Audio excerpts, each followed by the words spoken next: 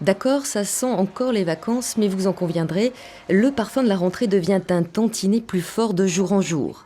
Dans cet hypermarché, le gros des acheteurs n'est pas encore venu s'équiper en fournitures scolaires, mais il y a toujours ceux qui profitent justement de la tranquillité dans les rayons. J'hésite vraiment à prendre les premiers prix, les bas de gamme. Pourquoi ? Qualité, tout simplement. On a remarqué déjà sur plusieurs années que la qualité était moindre. De la qualité sans se ruiner, c'est le vœu pieux des consommateurs.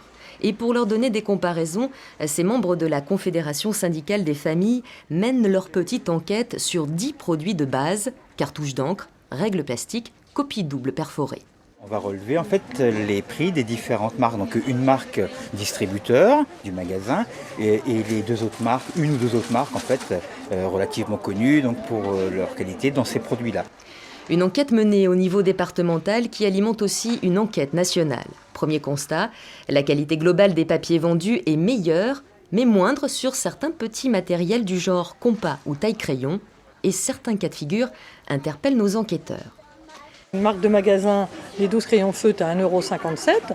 Une grande marque qui vend 10 crayons feutres plus 2 gratuits à 3,86 €. Voilà. Et une autre marque qui vend les mêmes 12 crayons feutres à 4,96 €.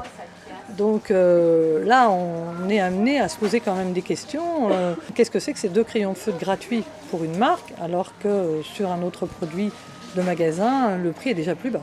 Le coût de la rentrée 2012 ne devrait pas subir une augmentation flagrante, pas du moins comme en 2011, où la hausse était de 3,11% à l'échelle nationale. En attendant leur conclusion pour la fin août, nos enquêteurs vous conseillent de bien regarder les prix.